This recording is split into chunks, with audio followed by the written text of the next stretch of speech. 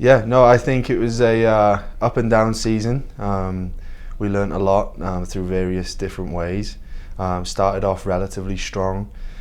Quickly found out we didn't have a ton of, or not as much depth as we would have liked towards the end of the season. Looking back towards the start of the season, one of our biggest goals was to be competitive in every game that we played in, and for the most part, we did, with the exception of one or two. We knew it was going to be a challenging season. We knew it was going to be interesting just because of how many changes there were leading up to the season. A few new players in important positions. And then a large freshman group whose previous experience was only really a very condensed spring season. So there was a lot of unknowns going into it, change of style, change of system, things like that. So, but overall, there was plenty of positives. We were able to get some really good individual performances from guys consistently who did a really good job of standing out towards the end and really carrying the team. But we also learned a few things the hard way, and that kind of coincided with a really strong RMAC this season as well. And there was some very, very good teams, and they were playing well consistently throughout the season. So it was a challenge for us at times, and I look back at a lot of the games, and we were in the lead in a lot of games, and that was because we have the quality to do that, just maybe not enough depth or enough quality in the depth to get us through as some of the other teams do. But yeah, real glimpses across the season of understanding, of the guys understanding what I'm trying to do and what we were trying to do system wise and style wise. But then obviously we didn't quite have enough to make it in the end into the playoffs, which obviously looking back, it was very, very tight. So even sitting here saying this, it easily could have been, we could have sneaked into the playoffs. We could have finished as high as 5th, I believe, going into the last game of the season if results went slightly different. Not saying, I'm not a big believer in, well, if this would have happened, then we would have finished here.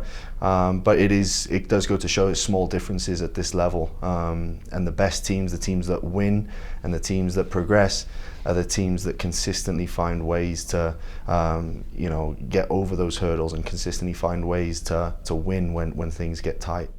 That's probably the most impressive thing about Alex, to be honest. He's a really humble kid, hard-working kid, ambitious, and I think that carries him. His character is infectious. The team love him, and being one of the best players or the best player, sometimes it can be very easy to get carried away. He doesn't do that. He's very humble. He's a good teammate. He's a supportive teammate. He cares about his friends and the program and the coaches and the players. He deeply cares about all that, and it shows. He played, even though he only played 10 games, I'd say those 10 games he was only really at 50% as well. He was carrying a little bit of an injury throughout most of the season, so he fought through a lot, psychologically and physically, to even get what we got out of him this season. So it's kind of frightening to think about what he could do fully fit, full season. Obviously that's a scary thought, and it's an exciting thought, but he's great to work with day in, day out. He works his socks off. He's a great teammate, and like I said, in our sport, you need a little bit of ego, and on the pitch sometimes it comes across as he has that, but I think that's just because of the way he plays and the way he conducts himself. And then off the pitch, he's a fantastic human being, and he's honestly a pleasure to have as part of the program.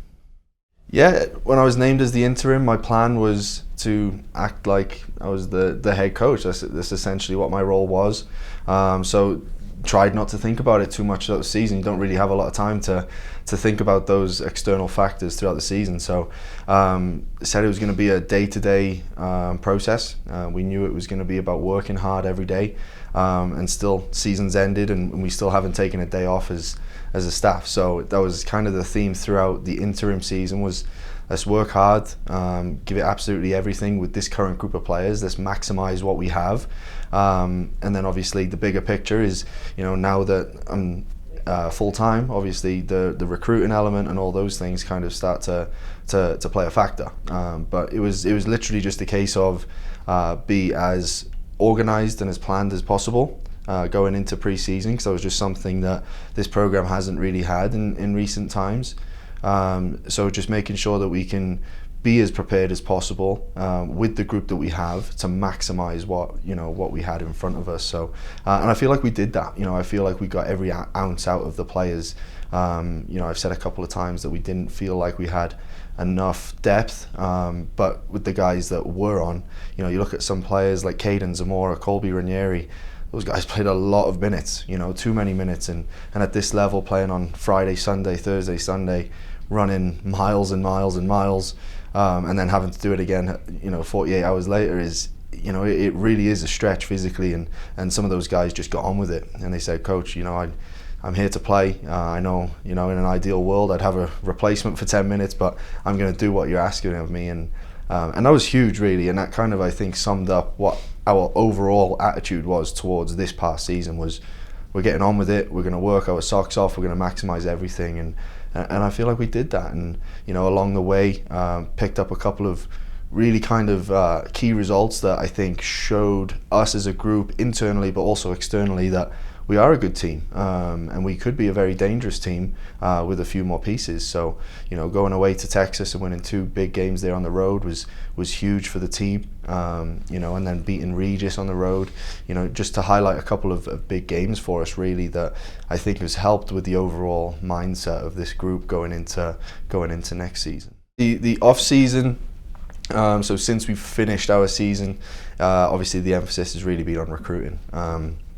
Keith and I, like I said, we haven't taken a day off. It's been relentless.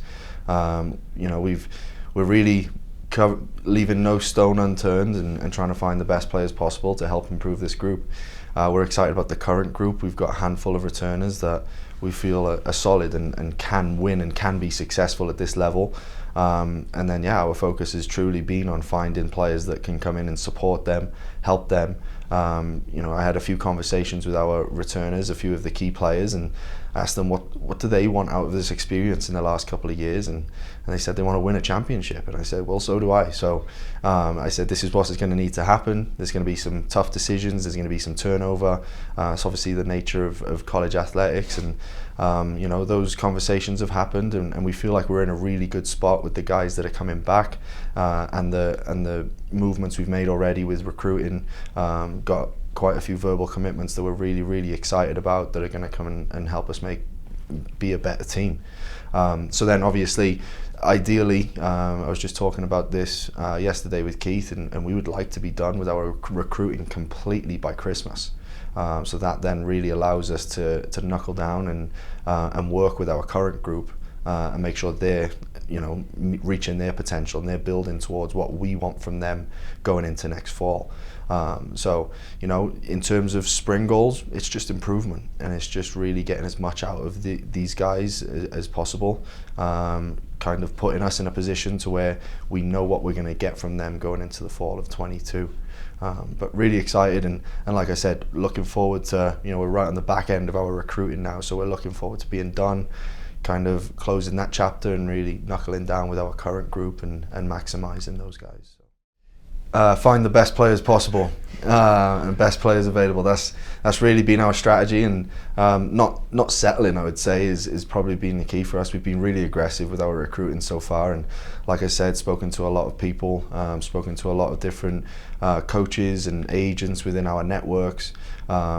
Keith has been a huge asset just because of his junior college background, so he's added another component to the staff that I think is really going to help us, and there will be a few of those older junior college signings with experience that could come in and help us straight away. So that's been one emphasis. It's not the only emphasis. We're looking to get local players as well, the best local players, as well as a few other internationals that have high level experience that can come in and help us straight away. And like I've said several times, we're not necessarily looking for just one or two standout players to come in and change us. We're looking for a deep roster next year. So that obviously means a large recruiting class as well to add on to the players that we have already. So, but yeah, no, a balance really in our recruiting. We've been, like I said, we've been relentless in who we've been speaking to, how often we've been speaking to them, and you know, every coach has their own strategy, and I think a lot of coaches at this level say, like, just wait until the D1 schools have picked up their players, and see what's left, and usually you know, pick up top players in the spring. I don't feel like we're in a position to do that. I feel like we've had to be aggressive. We've had to go after the players we want, so we can start planning for fall 22. Yeah, and there's going to be a lot of new faces. The current guys know that, and you know, it's great because those players want the competition, and they want their team to be better, but they know that some of their places are going to be challenged as well. So getting that dynamic right is going to be really important between now and August. And you know, it's our jobs really as coaches to manage that dynamic and make sure that everyone's on the same page about what we want to do here. Understanding it might not be 90 minutes that you're playing every game, because you know, physically you just can't do that, and for us to still get 100% out of you. But we're excited. There's going to be, you know, I feel like we made good progress with changing the culture this past season. A lot of intangible things, maybe not so much on the scoreboard or on the you know, on our schedule and things like that, and wins and losses, but we feel like internally we made big strides in the day-to-day operations and the training environment. You know, we didn't have many bad days of training. You know, we felt like it was competitive. We felt like people were excited to be at training and hungry to move this program forward, and that was really, you know, a big emphasis of this past season. It was, you know, changing a few perceptions, but also changing a few attitudes internally within the program. Now going into the next season, there's still going to be an element of that. There's going to be a lot of changes. There's going to be a lot of new faces. There's going to be, you know, I have a full season to prepare what I want to do with this team and what we want to do as a staff with this team and this program. You know, and some of those things are going to be different to how they've been done before. So there's going to be an element of our returners getting used to that, our new players finding their feet. But I'm really excited to kind of integrate all of that, mesh together. That's probably the most exciting thing as a coach is, you know, at this time of the year, it's about, you know, unless you're in the Final Four, it's about as much as you can get excited about at this time. So, but we feel like we're in a really good position, and you know, it's going to be, again, it's not going to happen overnight. We know that, the players know that. You know, so it's just going to be about managing those expectations as well, and understanding we're still going to have adversity, we're still going to have losses, hopefully not too many, and hopefully fewer losses than last season. You know, and I'm confident that that will be the case, and it's important that we portray that confidence as well. And you know, for me, I talk to our recruits a lot about this, but I feel like UCCS has underachieved in men's soccer, and that's been the most exciting thing for me about taking this challenge, really, is knowing the potential here, and knowing that with a few key pieces and a few key changes to our culture and our day-to-day operations, how special this really could be. So yeah, no, we're really excited for the fall, and like I said, it'll be a similar approach to this year, probably, in the fact that it's going to be a day-to-day grind. It's going to be, you know, not setting too lofty of goals at the start of the season, just because we don't really know what we have, but understanding that you know, the sky really is the limit. You know, I know that sounds cliche, but we feel like, and I feel like certainly that, you know, I've seen this conference now, I understand the level, understand what it takes, and I also understand that we really weren't that far off. It was really small differences between the top teams and the rest of us. So, but yeah, our success it's not really going to be measured on, you know, at least this first season. You know, obviously we're always judged on our results, and I'm a winner at heart, so it's actually painful for me to say that, but it's not going to be measured really off of how many wins and losses we have, but more so the shift of culture and the shift of day-to-day you know, actions within the team, and that's what I'm most excited about, to really start moving this program forward, and start to pick up the results that this program should be getting.